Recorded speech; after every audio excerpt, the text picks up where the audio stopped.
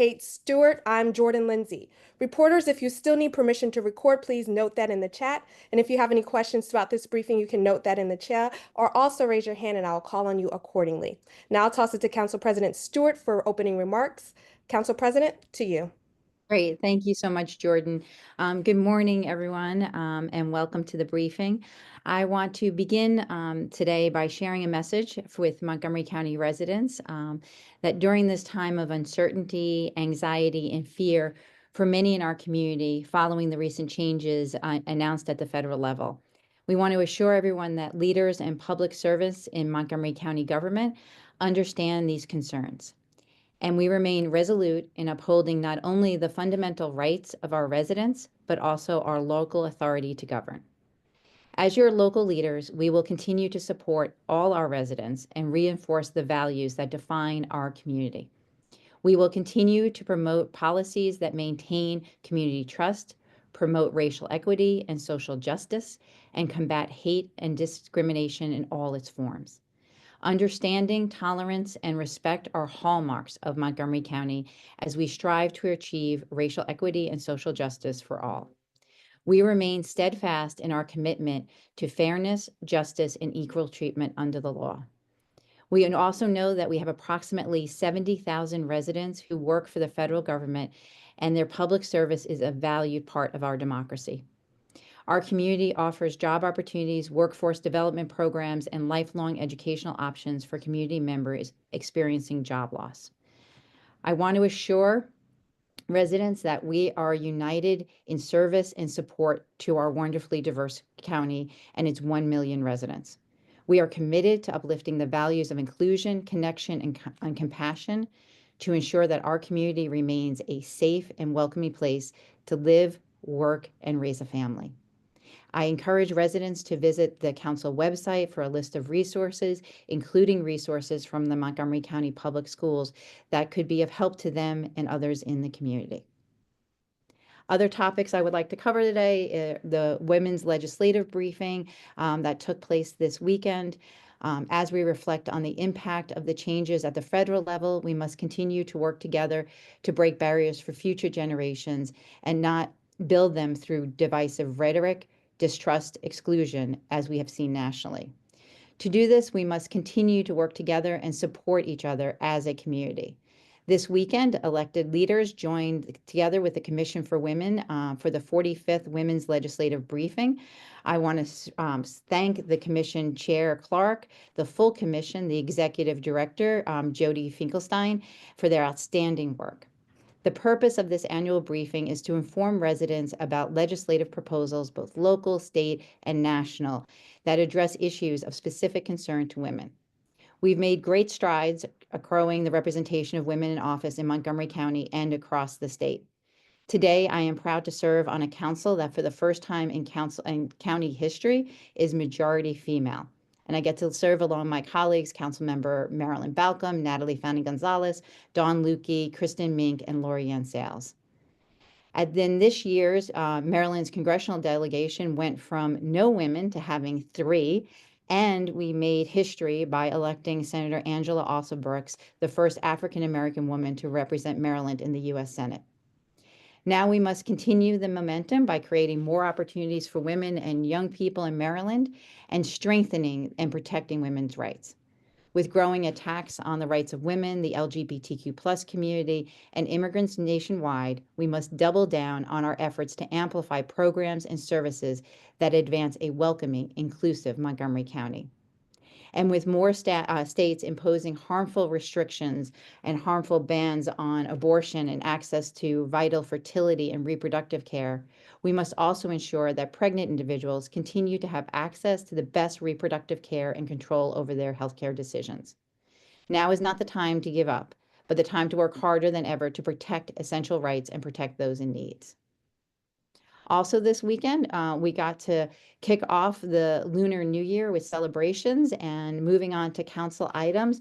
Tomorrow, along with my colleague, Councilmember Mink, I will present a joint proclamation with the county executive and a number of Asian American leaders and community members to celebrate the Lunar New Year. which is one of the most important celebrations of the year for many of our residents and provides us all an opportunity to celebrate community and rich cultural traditions that bring us together. 2025 is the year of the snake, which symbolizes wisdom, resilience, and transformation, all qualities that inspire us as we move forward together as one. Our county is enriched by the diversity of traditions celebrated during Lunar New Year, and I look forward to participating in county-wide celebrations with a variety of community groups over the next several days. May this Lunar Year bring joy, health, and prosperity to all who celebrate, and may inspire us to build a brighter future together. Tomorrow, we will also receive a briefing in the afternoon on the local fiscal impacts of the blueprint for Maryland's future and what changes are expected in this budget cycle. Conversations on the blueprint have been robust over the last several years, and we want to ensure that children in our public school system receive the support they need and education they deserve. Investing in them is investing in our county and our state's future. However, budget shortfalls are realities that we need to grapple with. The governor and the Accountability and Implementation Board have proposed a suspension of the implementation of collaborative planning time for teachers, and they're also looking at a decrease of about $25 million in state aid for Montgomery County Public Schools in FY26. At the local level, we have been conducting meetings with the school system over the last several months to review their base budget in different forms, and this coming Tuesday will be the third in that series. The state is looking at ways to strategically maximize the use of public funds in education, and this base budget review is a way for the council to do the same. Governor Moore has proposed reshaping blueprint through the new Excellence in Maryland Public Schools Act, which would create a competitive grant program for schools districts that would allow some districts to pilot this collaborative planning time.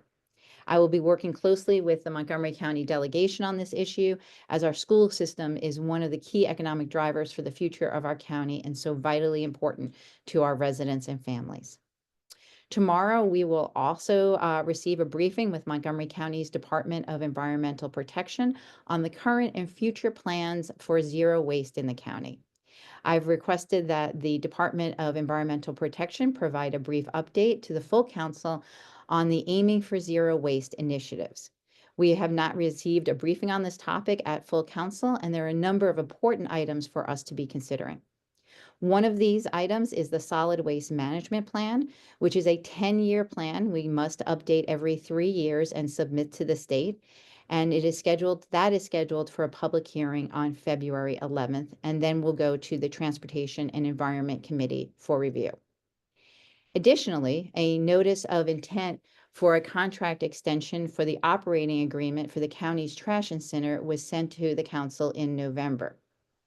DEP tomorrow will provide an overview of their research on the county's waste management options for the future.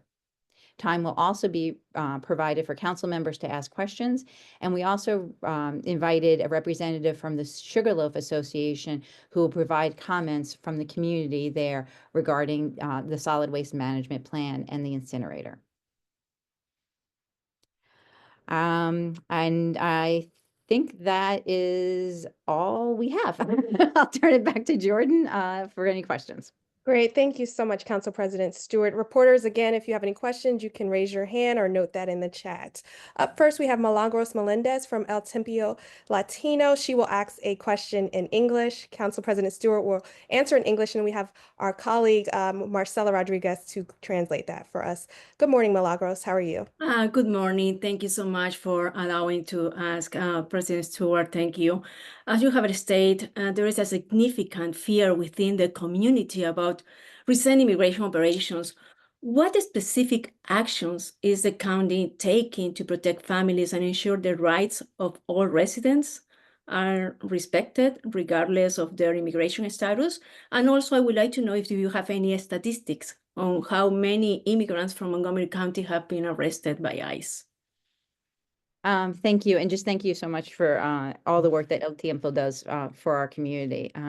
So our top priority right now as local elected officials is to really ensure and uphold the rights of all of our residents, and at the same time maintain our local authority. Right now, what that means is that we are providing information.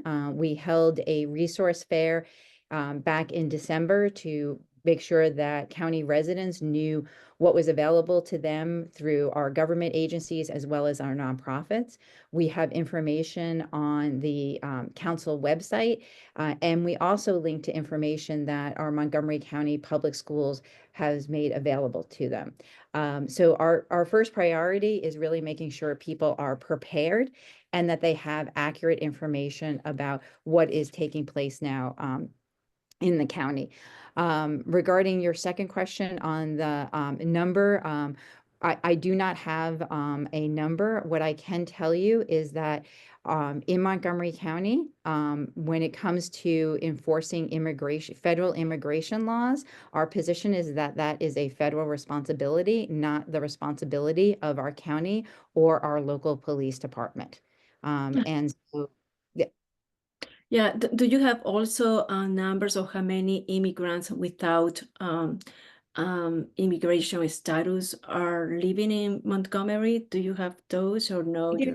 We do not keep that information, because when someone comes to us for government services, and I appreciate that because I want to emphasize, when someone comes to the county for our government services or they call 311 requesting assistance, we do not ask about their immigration status. My last question is regarding sensitive spaces. Are you taking specific measures to ensure that immigration operations do not take place in sensitive spaces such as schools and churches, providing reassurance to parents and community leaders? So we've been working very closely, and as I said, the superintendent of our schools and our Montgomery County Public Schools has put out excellent information. They have protocols in place for each of our schools. They've been training the principals and their front-facing staff on these protocols if ICE happens to go to a school. I also want to emphasize that our schools do not share information as well, that information for students and families is also protected. And I just want to emphasize the most important thing right now is for everyone to be prepared. And we have the information on our website, as well as the Montgomery County Public Schools website has very important information for families to prepare and to make sure that they have accurate information. And so if they are hearing anything, we hope that they could reach out to us, reach out to the school system. We are here to help support our residents. Thank you so much. I am also representing Agenda Radio, and for this, we'd like to have some in Spanish, some SOT in Spanish, if you don't mind, Yes. Marcela. And also my last question, I'm sorry, yes, just can you tell me how difficult it is for the police departments to solve crimes with the fear of the immigrant community? That's my last question. Thank you. Thank you. That's an excellent question. And that is one of the reasons we stress so much that that we believe enforcement of immigration laws is a federal responsibility, and it is not something that our police department should be involved in, because they need to build the trust of our local community and have front and center making sure everyone in our community is safe and that we are preventing and as well as solving crimes. So that is our main mission, and ensuring that our police department can continue to work and build trust in our local communities is our top priority. Thank you so much. Thank you. We'll have my colleague Marcella translate that. Marcella, to you. Thank you, Jordan. Buenos días, Milagros. Antes que nada, quiero agradecer por tu labor en estos momentos. La prioridad para las autoridades, en este caso para los concejales como funcionarios electos, es proteger los derechos de cada uno de los residentes y mantener su autoridad local. Y esto se hace mediante la información. Número uno, se han realizado ferias de recursos para que esta información de ayuda llegue a cada miembro de nuestra comunidad. También el sitio web del condado tiene información que puede ayudarles a todos a prepararse. En el condado de Montgomery, la posición es que todo lo relacionado a ICE le corresponde a las agencias federales, las autoridades a nivel local, en este caso las policías, no se involucran. Y en el condado de Montgomery, para las personas que soliciten cualquier tipo de ayuda, no se les pregunta sobre su estatus migratorio. Ahora la segunda pregunta que hiciste es Milagro. La presidenta del consejo, Kate Stewart, ha dicho que ha trabajado y están trabajando muy cercanamente con el superintendente de las escuelas públicas del condado de Montgomery para que los principales, también conocidos como los directores de cada escuela, tengan la información en caso de protocolos a seguir si es que agentes de ICE llegan a las instituciones, y también se les está entrenando para que sepan actuar, siempre siguiendo los protocolos que se han establecido en caso de darse una situación como esta. La información de los estudiantes no se comparte con las autoridades federales. Es importante destacar esa información, y la información está guardada. Nuevamente repetimos que eso no se comparte con agencias federales. La tercera pregunta, Milagros, el condado de Montgomery nuevamente recalca que la policía local no trabaja con autoridades federales en caso de redadas. Esta es una responsabilidad que le corresponde a las agencias federales. Por lo tanto, las autoridades, los concejales a nivel local se quieren asegurar que la agencia policial continúe resolviendo crímenes, protegiendo a la comunidad, ya que esa es su labor. Las redadas es a nivel federal, mientras la policía mantendrá haciendo lo que ha hecho siempre, enfocándose en la seguridad pública. Gracias. Great. Thank you so much, Marcella. Thank you, Milagros. Up next, we have Tom Fitzgerald with Fox 5. Good morning, Tom. Council President, we appreciate the media access. Thanks for doing this. I don't like to ask hypotheticals. I like to ask more direct questions. So you spoke at large about the immigration situation here.